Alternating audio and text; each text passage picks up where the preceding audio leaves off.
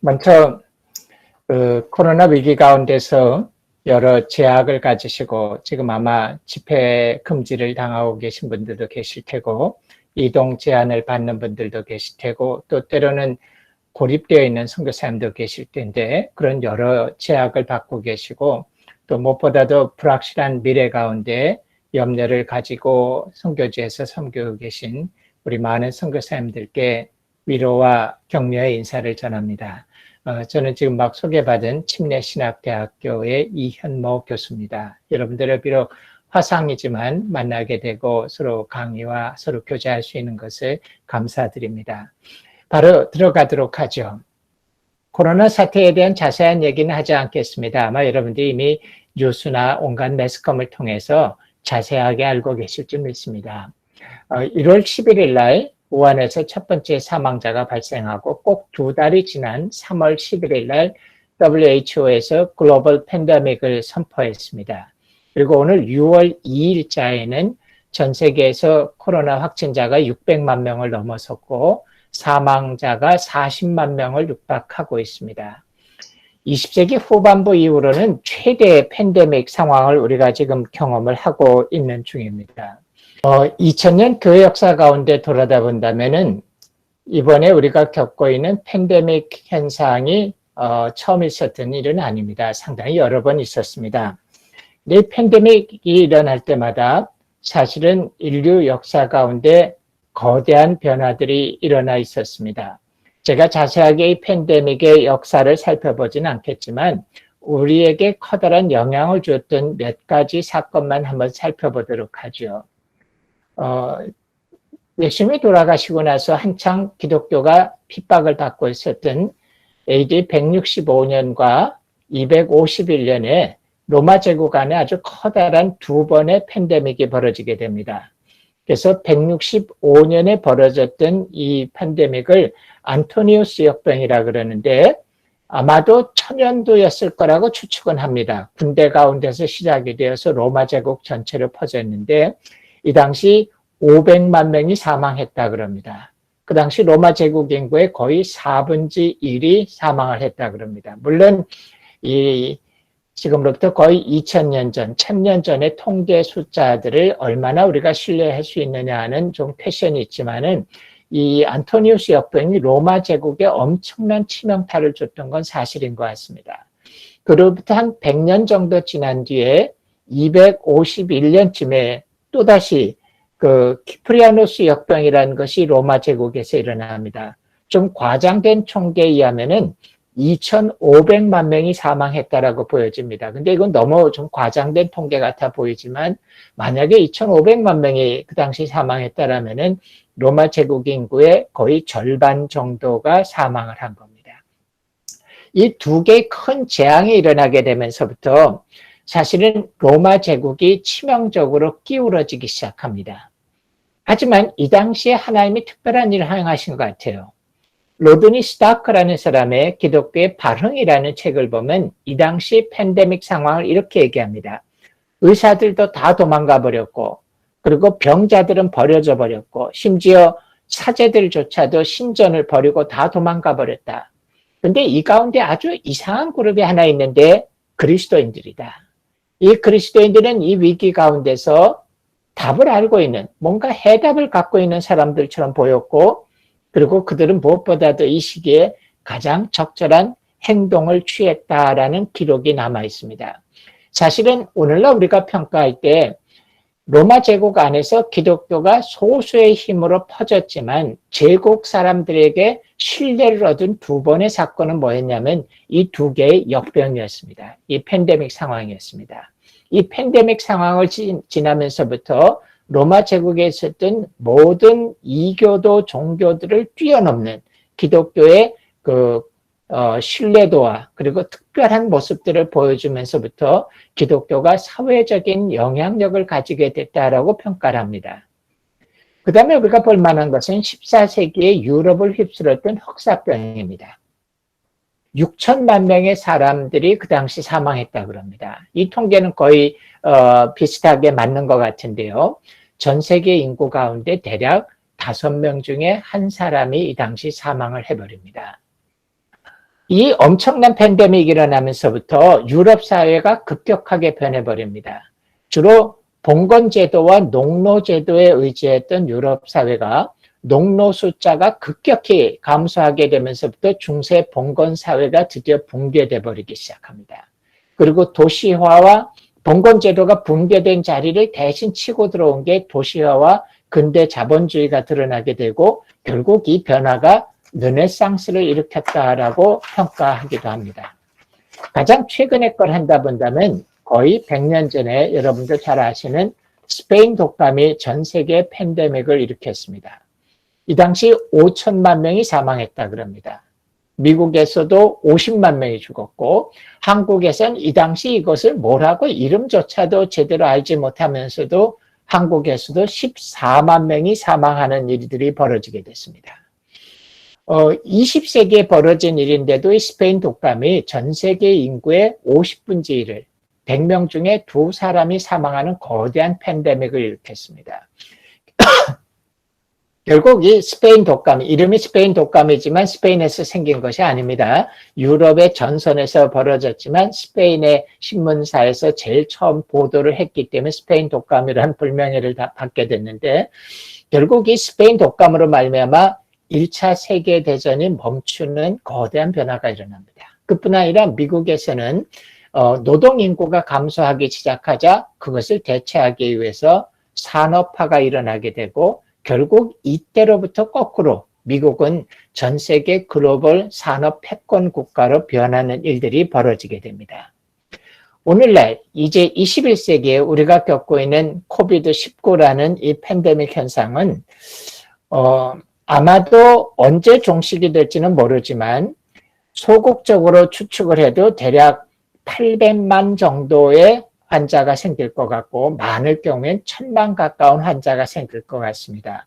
사망자는 60만 명에서 그 이상 얼마가 될지는 확실히 모르지만 그런 정도 60에서 80만 명 정도의 사망자가 생길 가능성을 얘기하고 있습니다. 숫자적으로 본다면 이전에 5천만 명, 6천만 명이 사망했던 팬데믹에 비해서 상당히 적은 규모로 보이지만은 사실은 그렇지 않습니다. 이제는 대부분의 질병을 치료할 수 있다 그러고 분자 단위로 세균을 살펴볼 수 있다라고 하는 21세기에 이런 코로나 바이러스 사태가 일어난 것은 엄청난 충격이었습니다. 어떤 면에서는 역사상 6천만 명, 5천만 명이 죽은 팬데믹 사건에 비해서 어쩌면 더 큰 충격을 주게 될 것이라고 예상하고 있습니다. 21세기에 우리가 전혀 생각도 못했던 일들이 지금 우리 앞에 벌어지고 있죠. 전 세계 항공편이 끊어져 버렸고 국경을 봉쇄하고 있고 이동 금지령이 내리고 전 세계 학교가 수업을 중단하고 있고 경제 활동이 중단되어지고 우리 살아생전에 처음 보는 엄청난 변화가 생기고 있습니다. 그리고 역사적인 사건으로 봤을 때 이만한 충격이 일어난다면은 결국 또 한 번 뭔가 인류의 역사가 바뀌는 일이 일어날 것이다 라고 얘기를 하고 있습니다. 그래서 요즘 아주 흔하게 돌아다니는 말이 아마 이 앞으로의 역사는 코로나 이전과 코로나 이후가 될 것이다 라고 하는데 그것이 과장된 표현이 아닐 가능성이 많습니다. 자, 그렇다면 코로나19 사태 이후에 세계가 어떤 변화를 경험할까라는 걸 살펴보겠습니다. 한마디로 불확실한 상황입니다. 누구도 자신 있게 코로나 사태 이후의 세상이 이렇게 변화될 수 있을 겁니다라고 말하는 것을 확신할 수 없습니다. 수많은 성급한 추측들이 나돌고 있습니다. 매일 저녁에 밤 10시 넘어서 시사 토론하는 것들을 보면 저마다 전문가들이 나와서 세상이 이렇게 변할 것이다, 이런 일이 벌어질 것이다 라고 얘기하고 있지만은 엄밀히 말한다면은 어떤 사람도 확실하게 이 코로나 사태가 지난 뒤에 세상이 어떤 모양이 될지 알 수 있는 사람은 없습니다. 그렇기 때문에 우리는 지금 불확실성의 시기를 보내고 있습니다. 근데 여러 자료들을 살펴보면서 그나마 제가 조금 주목할 만한 예측이라고 골라내는 것은 유발 하라리라는 사람의 견해입니다. 유발 하라리는 굉장히 요즘 인기를 끌고 있는 사람이죠. 이스라엘의 유대인 출신이지만 무신론자입니다.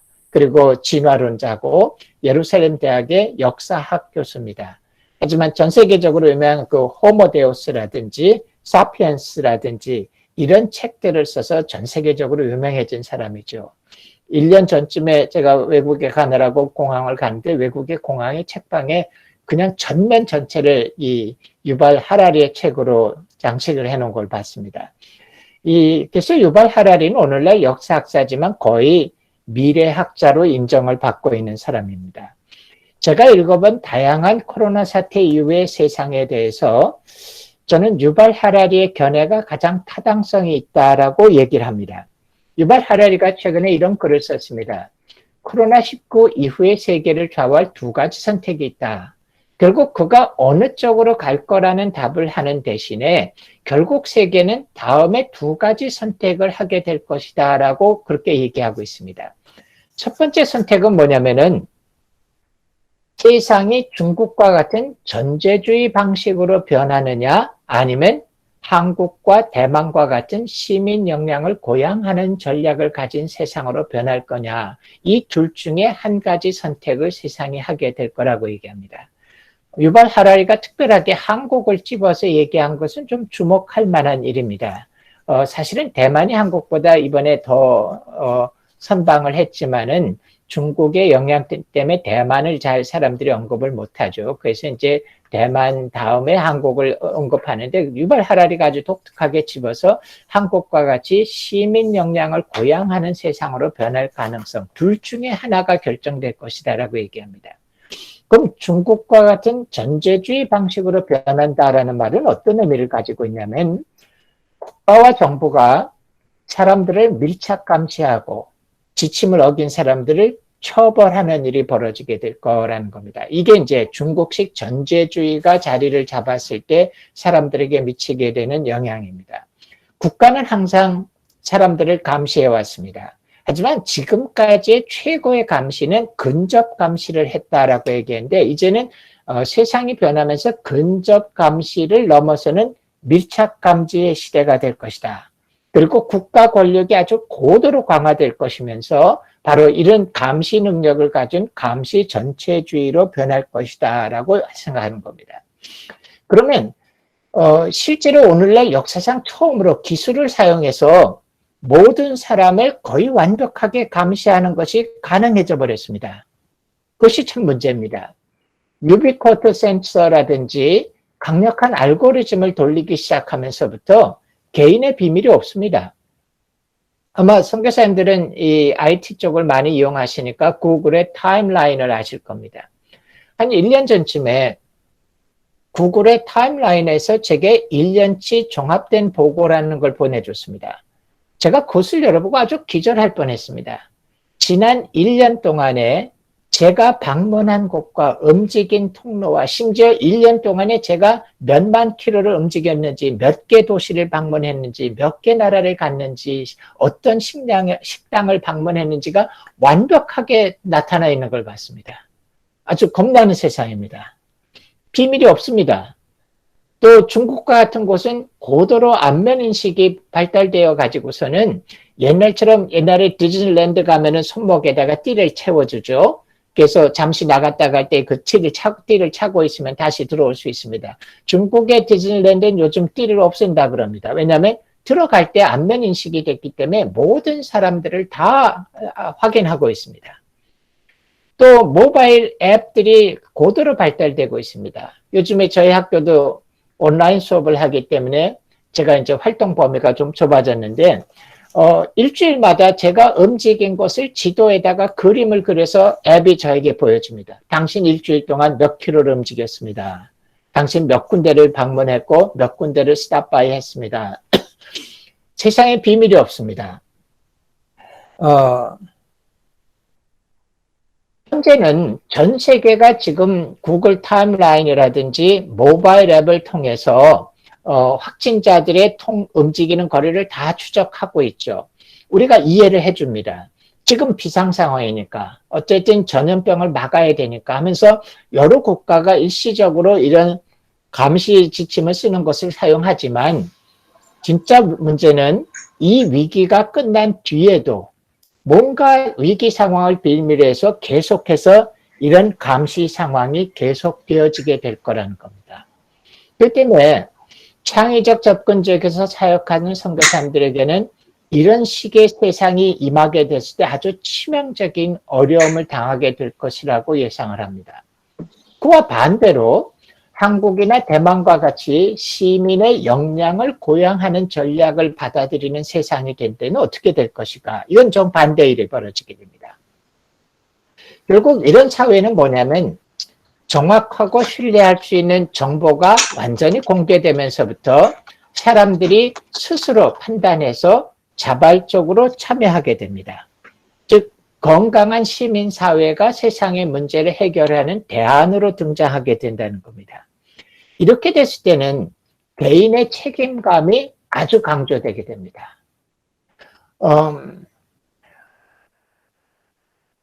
결국 어떤 선택을 각 국가와 국민이 하는가에 따라서 우리의 미래가 좌우될 것이고 이 선택에 따라서 해외 선교 활동은 상당한 영향을 받을 것이라고 생각을 합니다.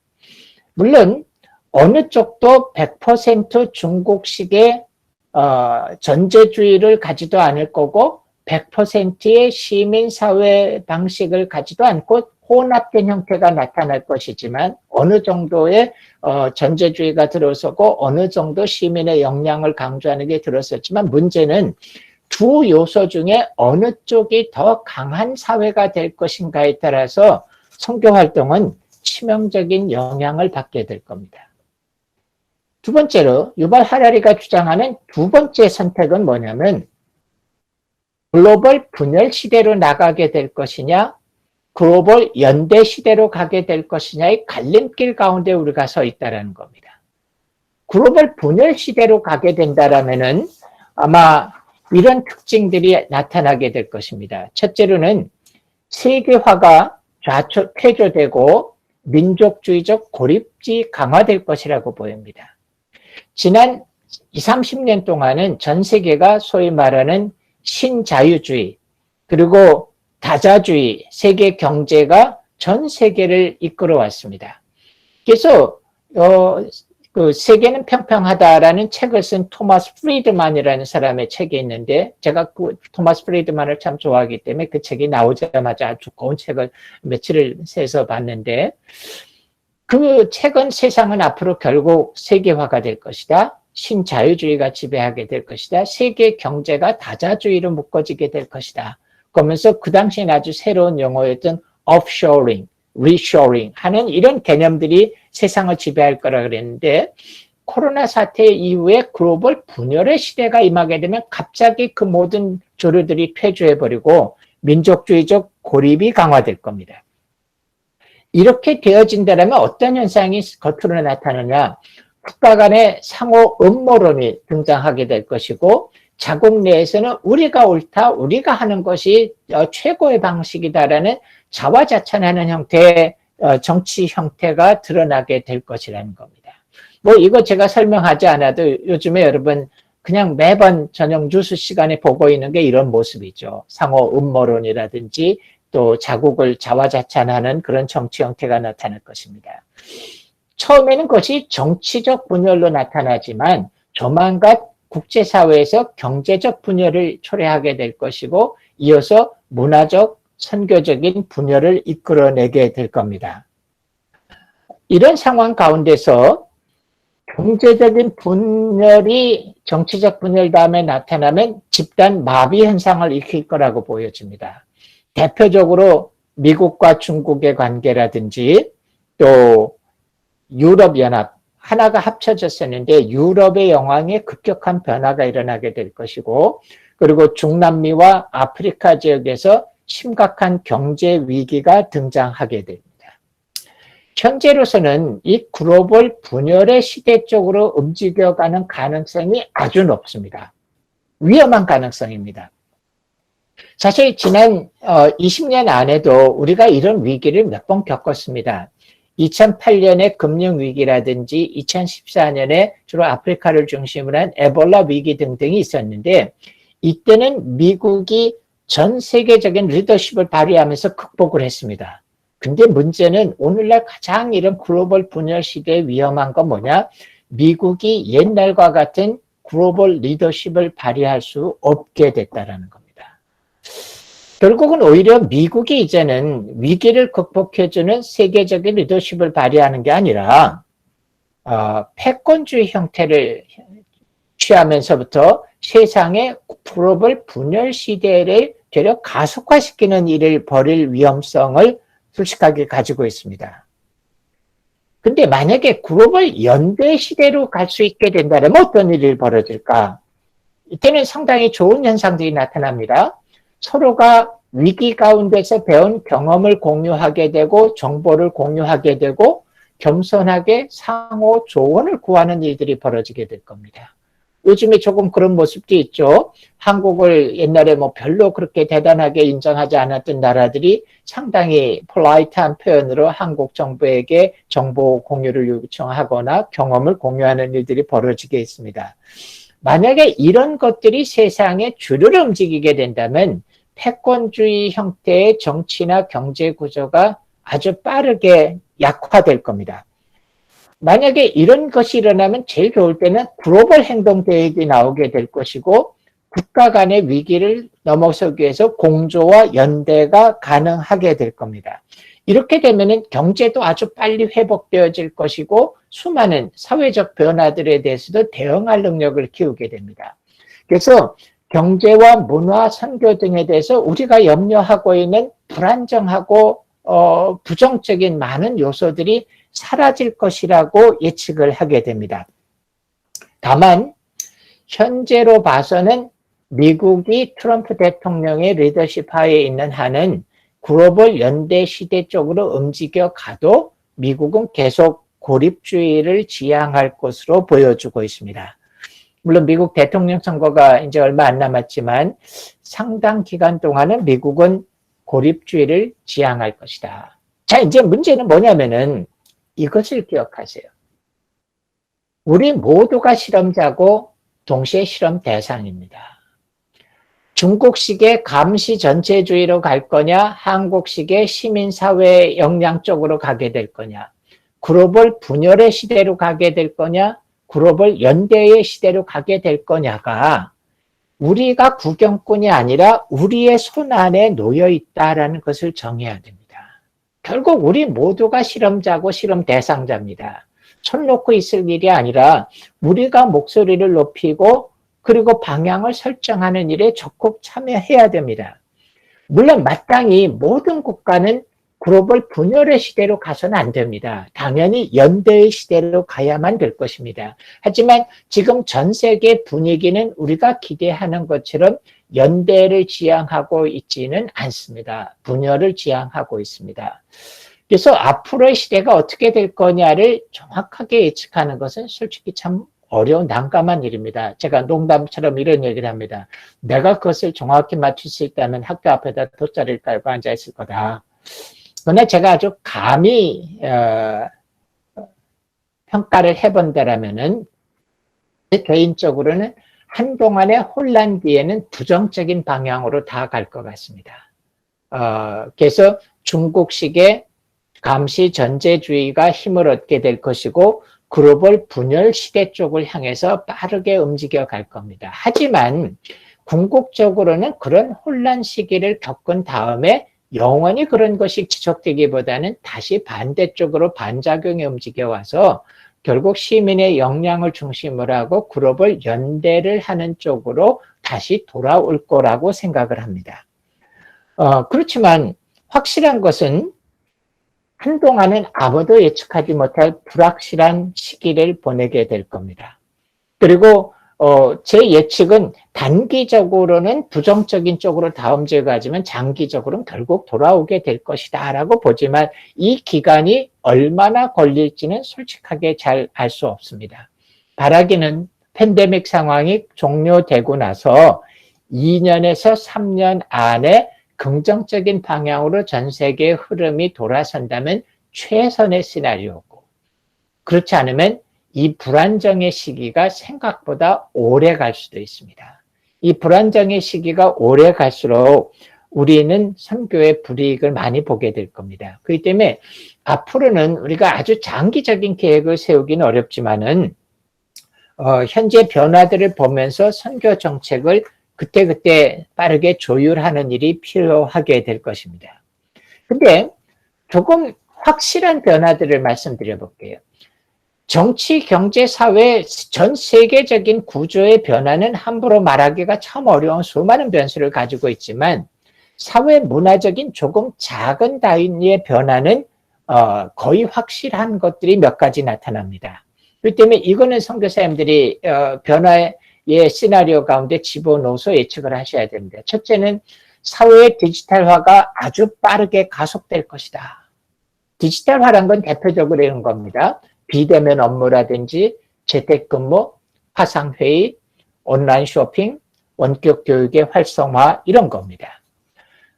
요즘에 갑자기 이제 줌이라는 것이 전 세계에 인기를 끌고 있죠. 화상회의를 하는 도구죠. 저는 사실 한 2년 전부터 줌을 사용합니다. 아시아의 저는 침례교 쪽에서 일하니까 아시아의 여러 침례교회 지도자들과 모임을 할 때 비행기를 더 이상 타지 않습니다. 저희 집에 앉아서 줌을 통해서 회의를 합니다. 근데 한국에서도 서울에서 모임하자 그럴 때마다 제가 서울가 한번 전 대전에 사는데 대전에서 서울 한번 갔다 오면 하루 걸리는데 꼭 만나야 됩니까? 줌을 합시다. 근데 한국 사회에서 통하지 않았습니다.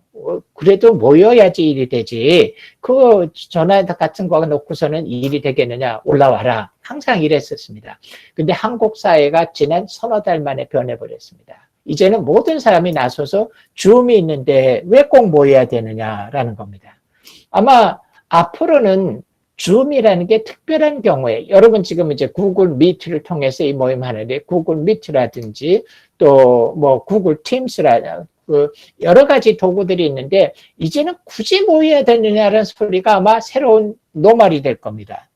심지어 원격 교육이라는 것도 갑자기 교육부에서 수업을 막아버렸습니다. 그리고서는 온라인으로 하라 그럽니다. 그러니까 이 컴퓨터를 다루거나 이것에 익숙하지 않은 교수님들이 아주 고생을 했죠. 며칠 밤을 새우면서 겨우겨우 수업들을 만들어서 온라인상에 올리고 학생들과 온라인으로 불편하게 시작을 했습니다. 근데 놀라운 변화가 일어났습니다. 저는 이번 학기 12주째 온라인 교육을 하고 있는데 12주쯤 되자 학생들도 교수들도 변해버렸습니다.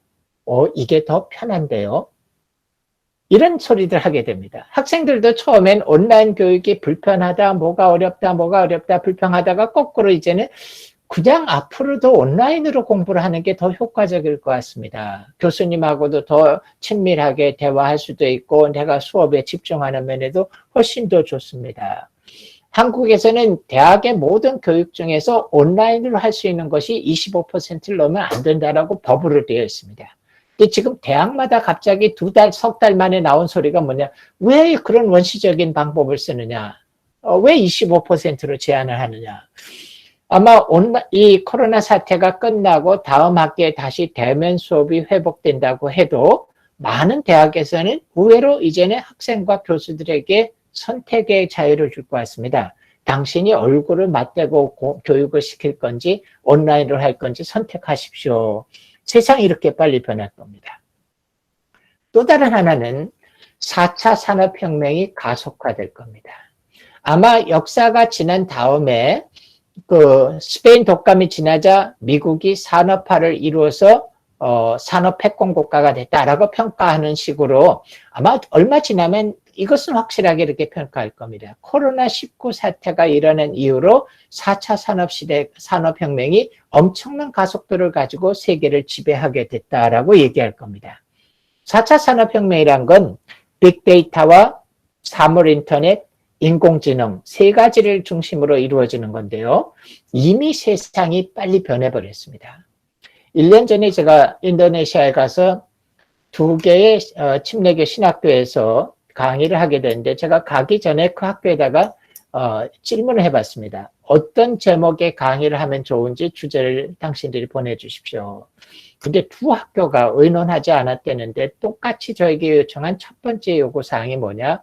4차 산업시대에, 4차 산업혁명 시대에 기독교가 어떻게 대응해야 됩니까? 라는 그 강의를 요청했습니다. 제가 깜짝 놀랐어요. 아니, 한국에서도 이런 주제는 이제 겨우 이제 1, 2년 전부터 나오기 시작하는 건데, 인도네시아의 신학교가 이런 강의를 요청한다라고 생각했는데, 그렇지 않습니다. 이미 수많은 젊은이들은 다른 세상 가운데 살고 있습니다. 앞으로 이 4차 산업의 영향력이 선교와 교육과 청년 사역과 모든 것에 큰 영향을 미치게 될 것입니다. 또 하나 우리가 주목할 것은 중국의 의존도가 줄어들게 될 겁니다. 중국이 지난 한 30년 동안 팍스 차이나라고 부를 만큼 전성기를 누려왔었습니다. 근데 이 코로나 사태를 지나면서 중국이 가장 치명적으로 전 세계에서 차지하는 비중이 줄어들 겁니다. 없어지진 않지만 줄어들게 될 겁니다. 글로벌 밸류 체인이라 그래서 이 산업화를 연결시켜주는 체인이 본격적으로 변화되는 시대가 돌아오게 될 겁니다.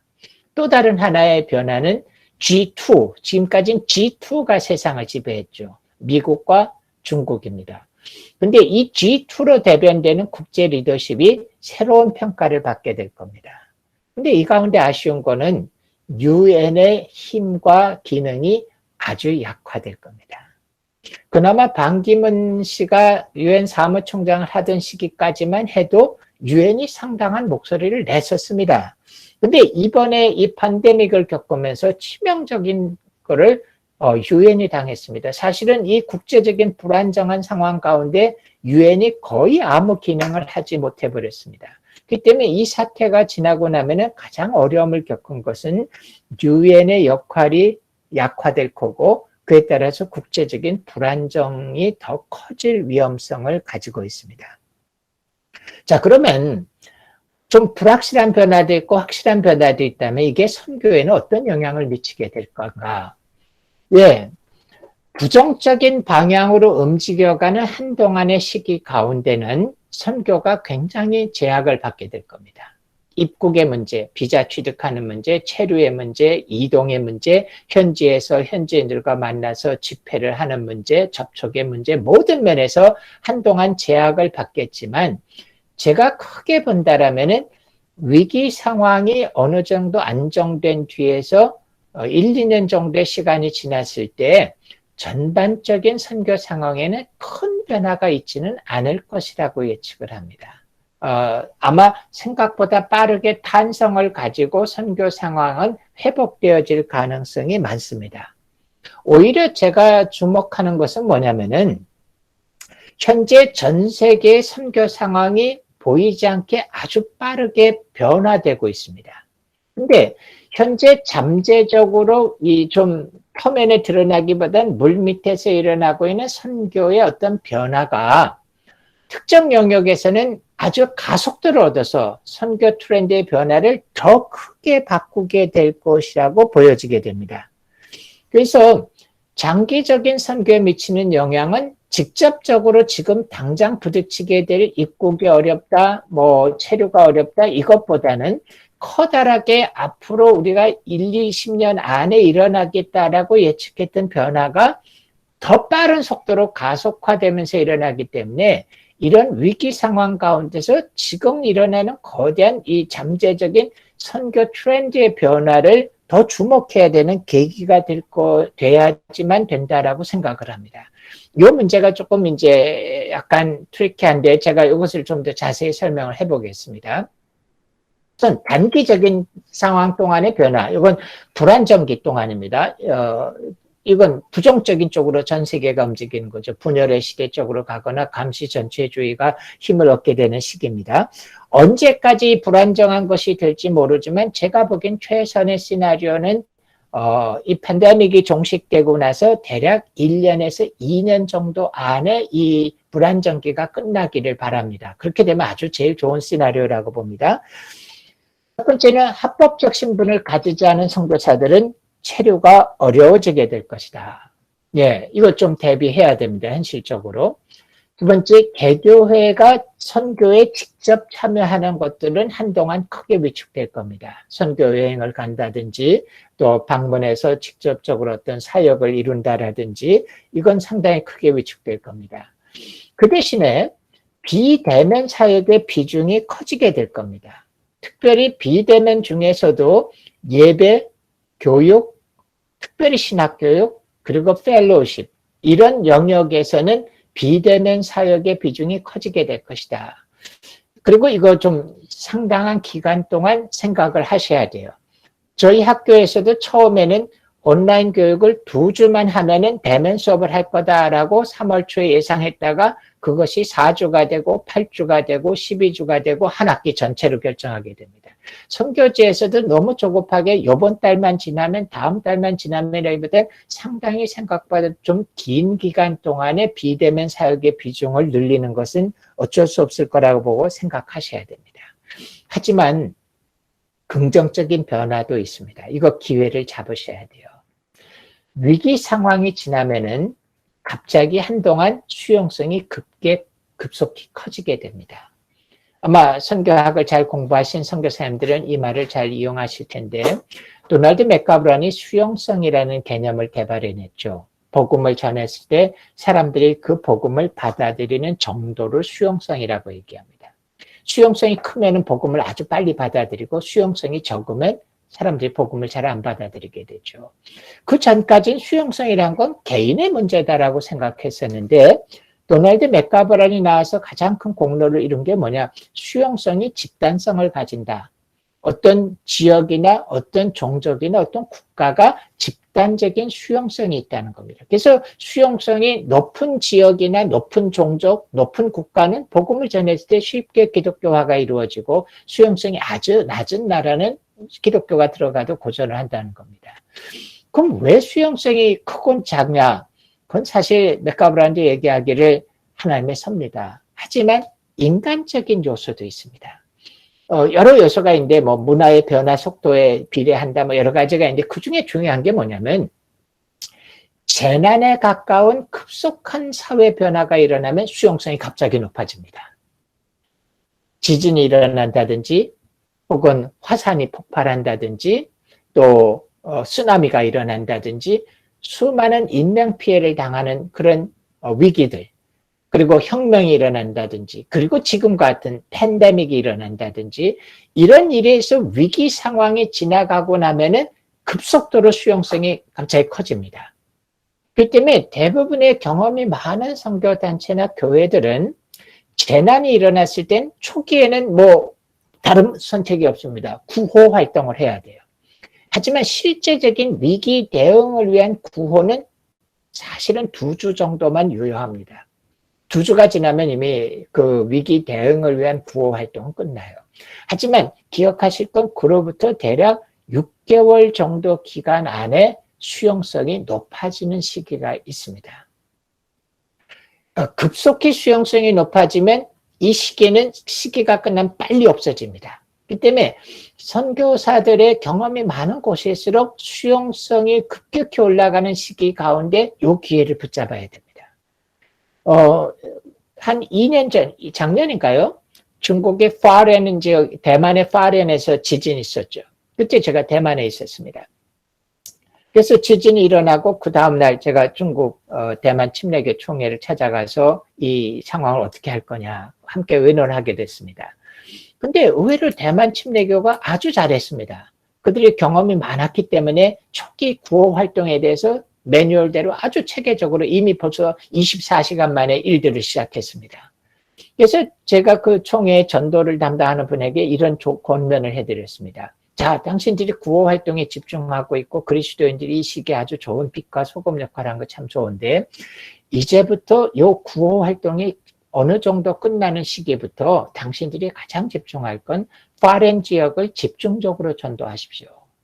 그래서 교회마다 전도 훈련을 시키고 나가서 실제로 전도하고 전도 집회를 개최하고 여러 활동들을 하십시오. 그러면 예기치 않은 열매들을 얻게 될 것입니다. 라고 얘기했습니다. 네팔도 마찬가지예요. 수년 전에 엄청난 지진이 있었죠. 그 당시에 이제 제가 아시아 태평양 선교 책임을 맡고 있었기 때문에 초기에 구호 활동이 끝나자마자 제가 아시아에 있는 우리 침례교 교단들에게 호소를 했습니다. 우리 날짜를 정해서 6개월 정도 후에 각 나라가 집중적으로 선교팀들을 보내서 내션 와이드로 네팔에서 복음을 증거해보자. 그럼 우리가 열매를 얻을 거다. 많은 나라들이 호응했어요. 각 나라들이 팀을 준비하고 우리 그 시기에 맞춰서 집중적으로 한 달 가까이 사역을 하겠다. 근데 갑자기 인도하고 국경 지역이 막히고 뭐 그 나라의 정치가 불안해지면서 우리가 그걸 하는 게 위험하기 때문에 막았습니다. 하지만 대신에 핵심자들이 들어가서 네팔의 지도자들을 모아서 전도 훈련시켰습니다. 근데 상당한 효과를 봤습니다. 교회들이 상당히 빠르게 성장했습니다. 그 때문에 이런 위기가 지나가면 선교사들은 절대로 이 기회를 놓치면 안 됩니다. 수용성이 커집니다. 그렇기 때문에 이 시기에 복음 전도 활동에 적극 나서십시오. 하지만 제가 한 가지 더 좋은 권면을 드린다면 세상이 많이 변했기 때문에 선교사가 주도하기보다는 현지 교회가 이 일을 주도하도록 이끌어 주실 수 있으면 제일 좋습니다. 대신 선교사는 제가 적당한 한국말이 잘 안 떠올라서 그냥 영어로 써놨는데 agitator, 좀 자극을 주고 이렇게 시작하자라고 이렇게 끌어주는 사람, 또 navigator, 방향을 제시해주는 사람, alongside, 함께 가주면서 동행하면서 동참해주는 역할. 하지만 이 기회를 놓쳐서는 안 됩니다. 이것을 여러분 계획 가운데 잡아 놓으십시오. 아마 올해 말, 내년까지 이런 기회가 우리에게 있을 가능성이 상당히 높습니다. 장기적으로는 어떻게 될 건가? 아마 새로운 선교 개념이 부상되어 된 게 촉진될 겁니다. 이게 무슨 말이냐면 아마 이미 시작이 됐을 거라고 생각을 합니다. 지금까지는 대략 1940년대부터 선교의 제3기가 시작되었다라고 얘기하죠. 그래서 선교의 제3기에는 히든 피플, 미전도 종족 이런 사람들을 찾아야 된다 그러고 80년대, 90년대 지나면서 AD 2000 무브먼트가 일어나면서 미전도 종족 선교가 지금 전 세계 선교 철학의 중심을 차지하고 있습니다.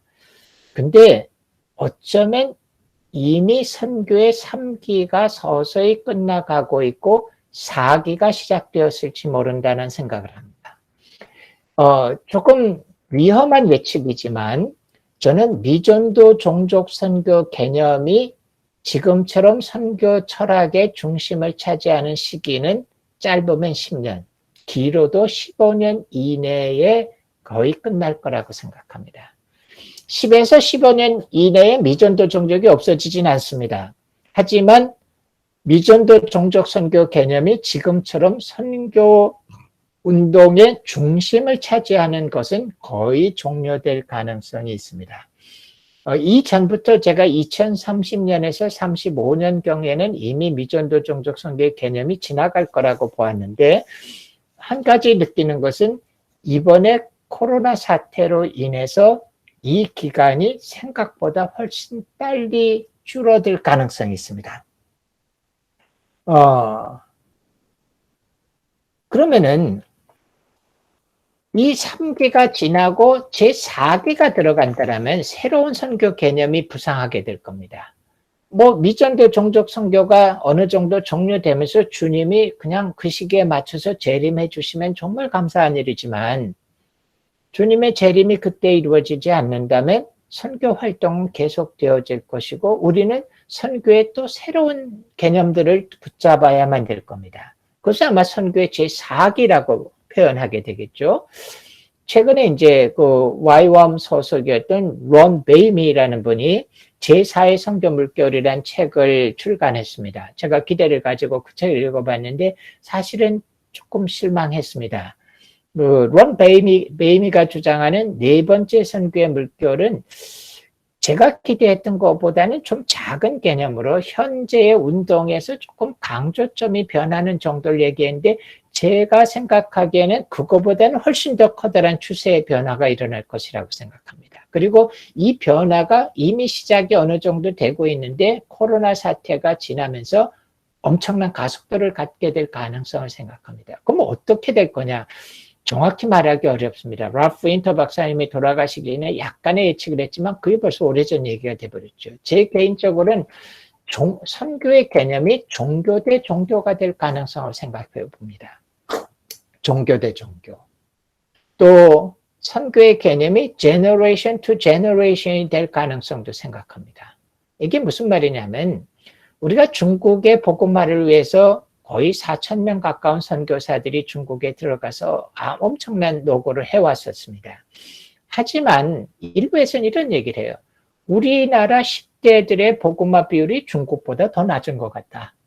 그렇다면 중국에 엄청난 돈을 들이고 인력을 투자해서 선교하는 것만큼 우리의 다음 세대에다가 선교사를 보내야 될 시대가 되지 않았느냐. 이런 얘기들이 벌써 부상합니다.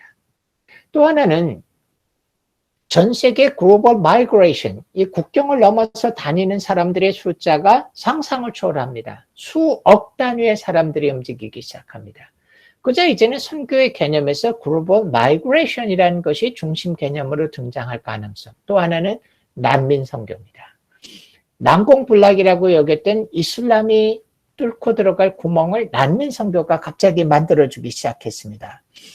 여러 변화가 일어나게 될 겁니다. 이 중에 뭐가 될지는 잘 모르겠어요. 하지만 심각한 준비가 좀 필요합니다. 만약에 종교 대 종교의 선교 시대가 온다 그러면 복음주의 교회들은 아주 빠르게 종교 신학을 좀 정립해야 됩니다. 개신교, 특별히 복음주의는 종교신학이란 건 타 종교를 어떻게 보느냐라는 건데 이 부분이 아주 약하기 때문에 종교 대 종교의 선교 시대에 들어가기에는 좀 기초가 불안합니다. 또 제너레이션 투 제너레이션이 됐을 때는 문화의 거대한 변화에 대해서 교회들이 흡수할 수 있는 능력을 빨리 키워줘야 됩니다. 글로벌 마이그레이션, 난민 선교 전부 다 우리가 경험해보지 못했던 새로운 영역들입니다. 하지만 한 가지 분명한 것은 선교에서 거리라는 개념이 크게 약화될 것이라고 봅니다. 이미 약화되어져 버렸습니다. 그러니까 지금까지 선교는 간다, 온다. 이 개념이 아주 컸지만 이제는 간다, 온다라는 개념이 크게 문제가 되지 않습니다. 이미 세상이 다 거리의 개념이 없어져 버렸어요. 지금 제가 하고 있는 것도 거리 개념이 없어진 겁니다. 아프리카에 계신 선교사님도 계실 거고 지금 남미에 계신 분들도 계실 테고 뭐 여러 나라에 있는 분들인데 실시간으로 저와 얼굴을 맞대면서 얘기할 때 어느새 거리라는 개념 없어져 버렸습니다. 저 아들은 유럽에서 직장생활을 하고 있는데 저도 많이 돌아다니고 저희 아들도 좀 출장을 다니다 보니까 어떨 때는 저와 와이프와 아들과 며느리 4명이 4나라에 있을 때가 있습니다.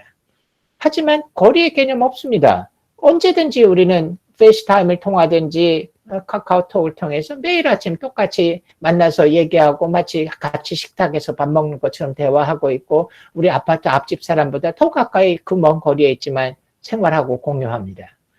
이러면서 선교에서 거리 개념이 약화되면서부터 앞으로는 국내 선교와 해외 선교의 경계도 모호해질 겁니다.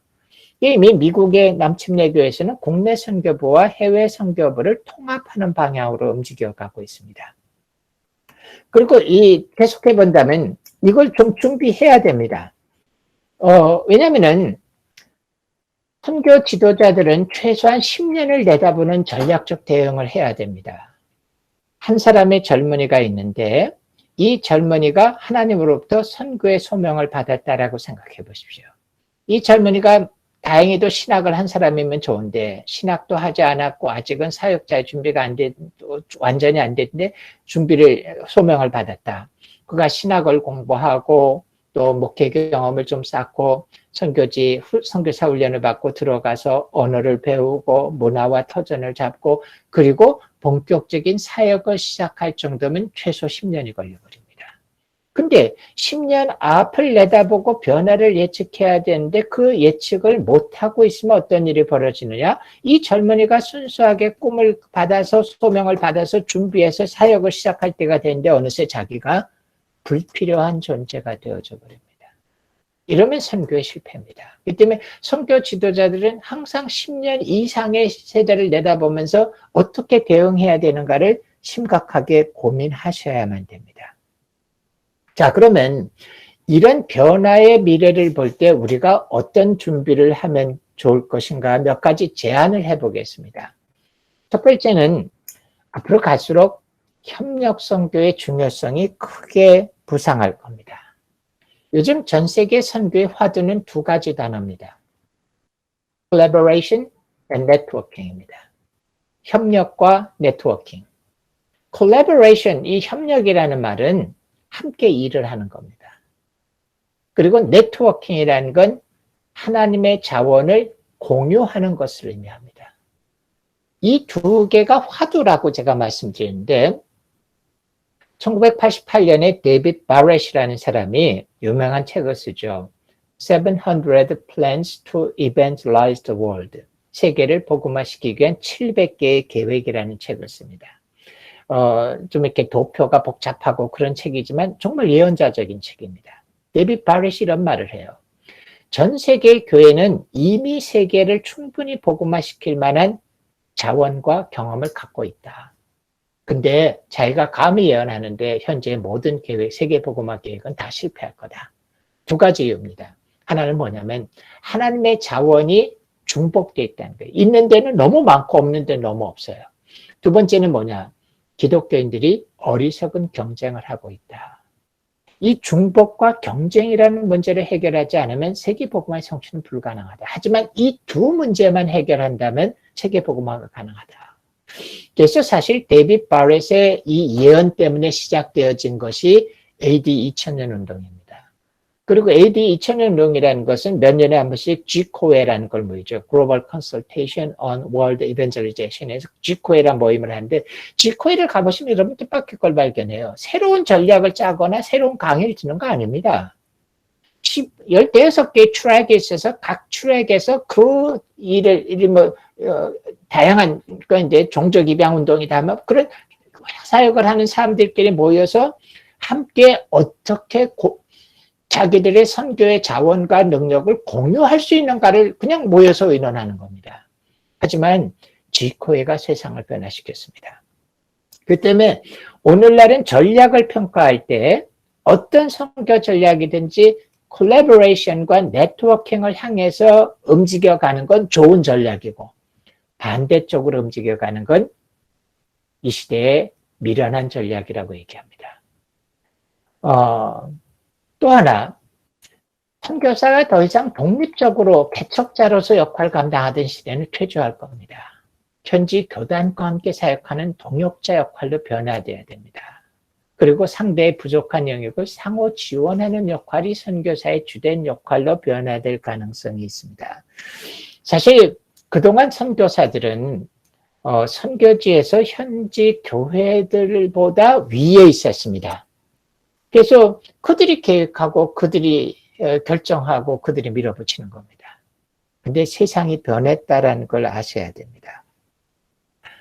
몇 년 전에 한번 싱가포르에서 무슨 강의를 했는데 제 강의가 끝나고 그 다음에 필리핀의 총회장이라는 분이 강의를 하셨어요. 근데 제가 강의를 가만히 듣다가 정신이 번쩍 들었습니다. 강의의 주제가 뭐냐? 한국 선교사들 다 떠나라. 이런 얘기했습니다. 저게 무슨 얘기인가? 들어봤더니 이런 얘기입니다.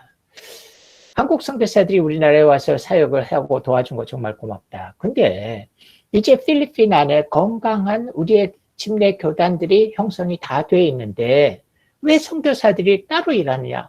자기 마음대로 신학교 세우고 자기 마음대로 교회 개척하고 자기 마음대로 목사 안수 주고 이거 아니지 않느냐? 우리 교단에 함께 일을 하자. 그거 원치 않으면 떠나라.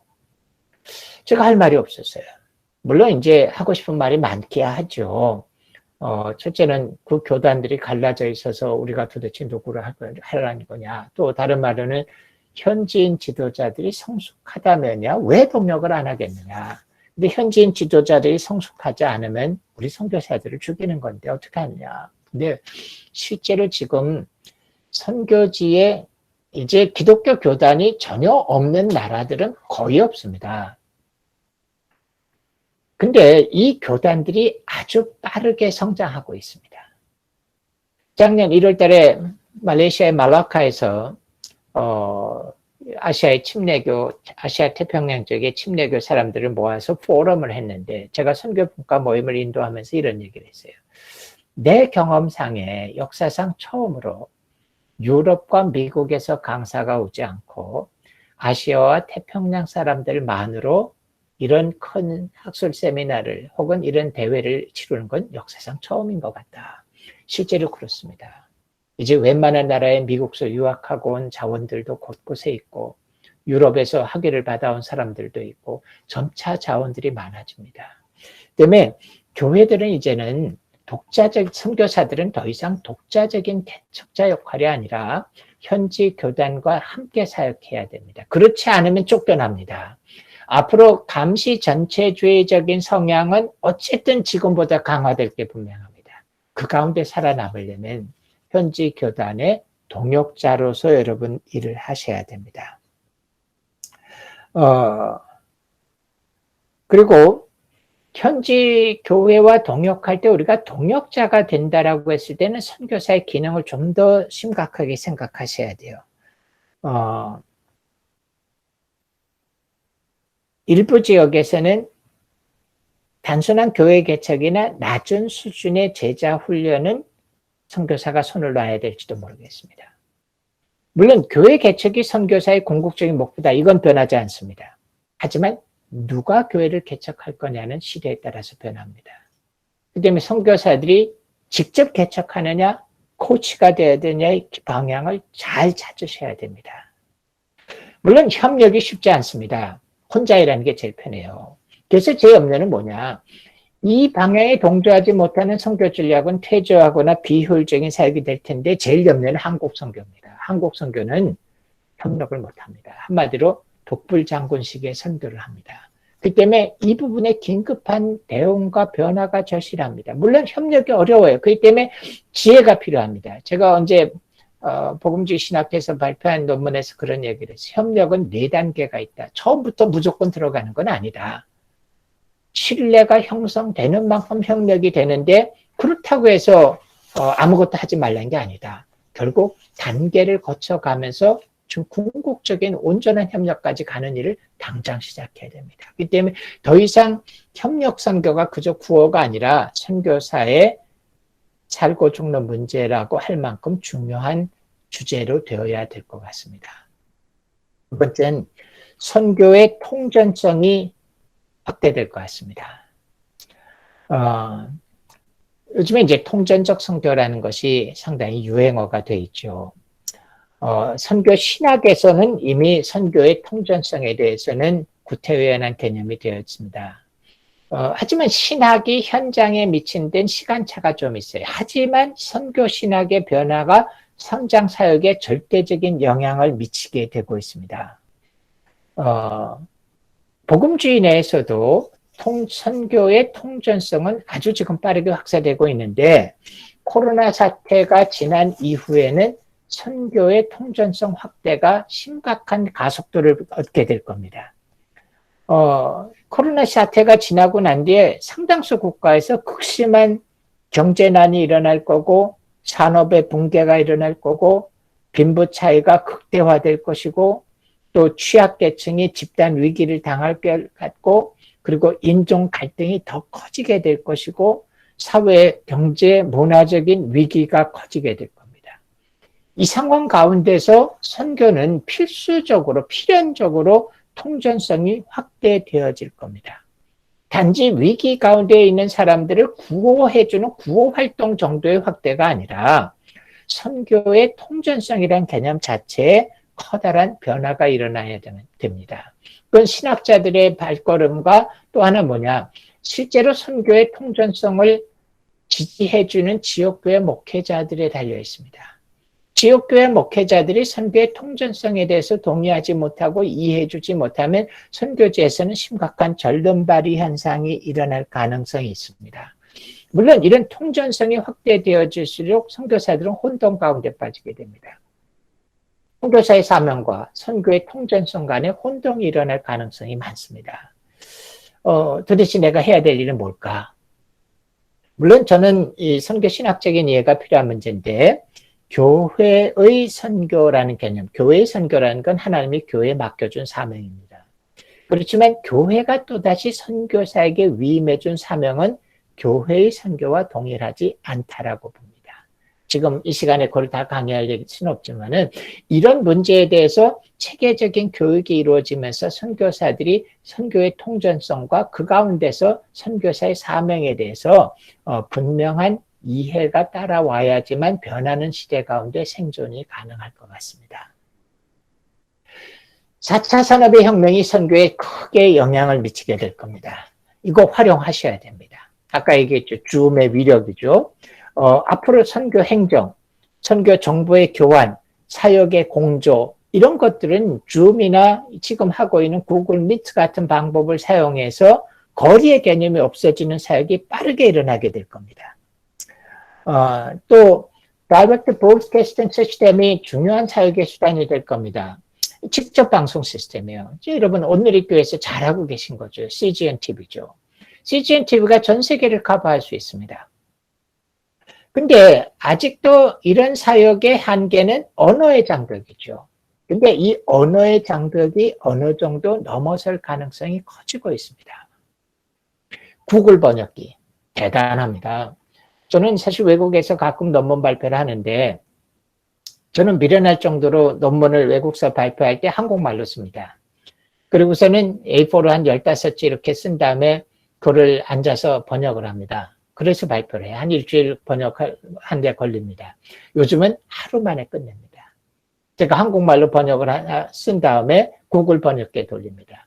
물론 구글 번역기가 엉터리를 번역할 수가 있는데 여러분 재미있는 건 구글 번역기가 일상적인 대화보다 논문은 번역을 더 잘합니다. 논문이 이게 논리가 있거든요. 주어, 동사, 목적어가 분명하고. 그래서 그냥 구글 번역기로 한번 돌린 다음에 제가 다시 읽어가면서 내가 의도한 문장이 됐는가를 확인만 합니다.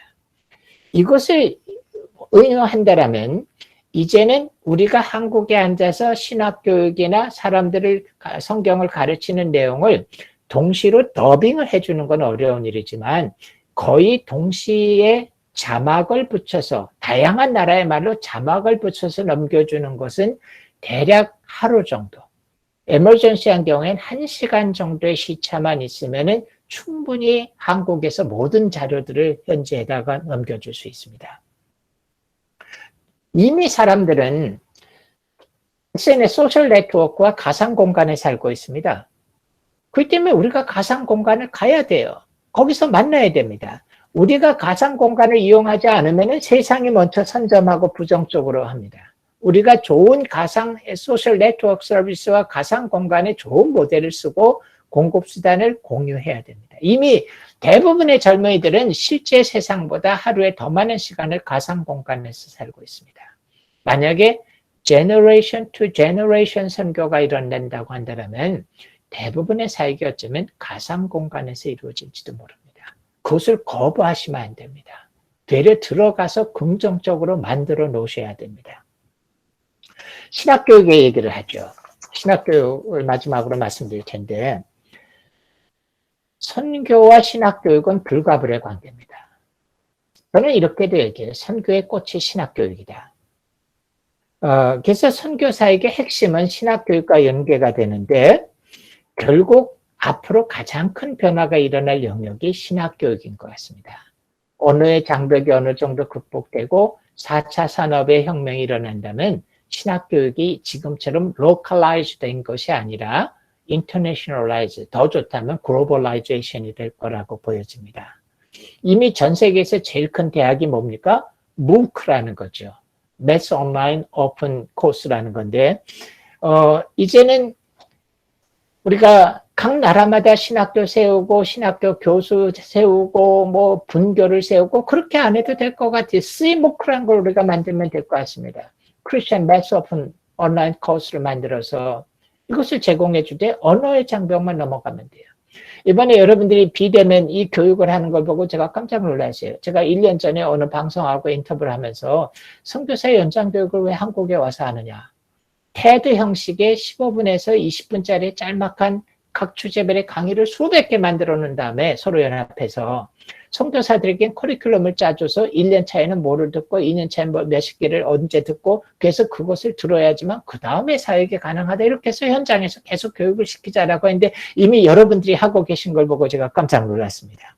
예, 당연히 이렇게 움직여 가야 됩니다. 아마 아시아 지역에서 지금 제일 어려운 문제가 뭐냐? 사역자를 공급해 주는 거예요. 신학교육이 필요합니다. 양적으로도 확대시켜줘야 되지만 질적으로도 확대시켜야 됩니다. 그래서 이미 호주나 몇몇 큰 우리 한국이나 이런 데서 우리들의 프로그램을 온라인으로 제공해 주겠다는 데들이 나옵니다. 예, 언어의 장벽만 극복할 수 있는 약간의 테크니컬한 기술만 들어간다. 이미 제가 여러분들에게 지금 파워포인트로 강의하고 있는데 단추 하나만 누르면 제가 하는 말이 밑에 자막으로 다 나올 수 있습니다. 그건 자동 기능이 이미 들어가 있어요. 한국말이. 손 한 번만 보면 됩니다. 그리고 그것을 구글 번역기와 연결시켜서 자막을 번역하고 누군가 현지인 언어를 아는 사람이 검색만 해준다면 아주 빠른 교육에 우리는 신학교육의 새로운 시대를 열 것 같습니다. 어쩌면 이것이 세상의 선교를 급속히 확산시키는 주된 도구가 될 겁니다. 시원한 그림으로 우리 마치죠. 서핑하는 사람의 모습이 나타납니다. 이 서핑할 때 여러분 큰 파도가 올수록 서퍼들은 더 좋아합니다. 왜? 더 멋진 서핑을 할 수 있으니까요. 다만 중요한 건 뭡니까? 그 파도의 앞머리를 제대로 붙잡아서 타면은 멋진 서핑을 할 수 있지만 그 앞머리를 놓쳐버리면 파도에 휩쓸리고 물에 빠지게 됩니다. 그것이 우리 상황이에요.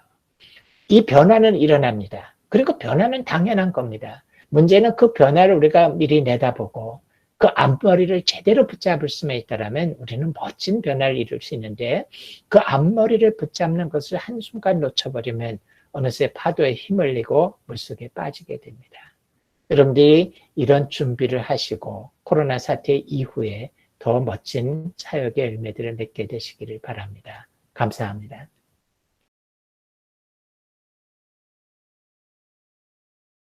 복음주의 기독교에서는 오랫동안 선교의 개념은 복음 전파다. 그리고 그 복음 전파는 행동이 아니라 구두적인 말씀이다라고 정의를 해왔습니다. 그래서 교회는 이 세상에서 다른 사명을 위임받지 않았고 말씀을 증거하는 복음 전파, 그리고 복음이란 건 영혼의 회심에 관계된 것만이 복음이다라는 상당히 좁은 견해를 유지해 왔었습니다. 그러다가 결국 물론 에큐메니컬 그룹 쪽에서는 훨씬 더 빨리 이 선교의 개념을 아주 넓게 잡았죠. 때로는 너무 넓게 잡은 것 때문에 문제가 되기도 했습니다. 하지만 복음주의 교회들은 로잔 대회가 열리기 시작하면서부터 이 선교의 개념을 조금 변화시키기 시작했습니다. 그래서 선교라는 것은 복음 전파뿐만이 아니라 당연히 복음 전파가 중심이어야 되지만 복음 전파 플러스 그리스도인이 세상에 대한 책임이다라고 하면서 이렇게 넓히기 시작했습니다. 통전성이라는 건 holistic gospel이라는 그런 개념인데 복음에서 행동과 말씀의 개념을 대등하게 혹은 복합적으로 보는 개념이 통전성에 대한 개념입니다. 사실 이것에 대해서 논란들이 많이 있지만 이미 전 세계 복음주의의 선교의 흐름은 선교의 통전성이 확대되어지는 쪽으로 가고 있습니다. 오히려 이렇게도 얘기합니다. 1차 대각성 운동, 2차 대각성 운동, 그리고 19세기 말까지만 해도 복음주의는 당연히 말씀과 행동이 함께 병행되는 통전성을 갖고 있었다. 근데 이것이 오히려 깨진 것이 20세기 초반에 근본주의가 나타나면서부터 이 교회의 선교 가운데서 행동을 배제하는 쪽으로 흘러갔지만 되려 20세기 후반부에 복음주의 교회들이 원래적인 통전성을 회복한다라는 이야기를 하기도 합니다. 최근에는 이 선교의 통전성을 확대하는 데서 가속도가 붙고 있는 것이 사실입니다. 한국은 아직도 전체적인 신앙의 흐름이 통전성에 대해서 그렇게 넓게 받아들이진 않지만은 선교 현장에서는 그리고 선교 신학적인 차원에서는 통전성의 개념이 점차 더 확대되어지는 쪽으로 움직여가고 있다라고 말씀드릴 수 있습니다. 예. 혹시 여기에 관심이 더 많은 분들이 계시면 제가 조금 전인데 1년 전쯤에 쓴 이 복음주의 그룹에서 통전성이 어떻게 문제가 되고 확대되어지는가라는 글이 하나 있는데 제가 우리 그 선교본부장님께 보내드릴 수 있을 것 같습니다. 예, 감사합니다. 다음 질문입니다.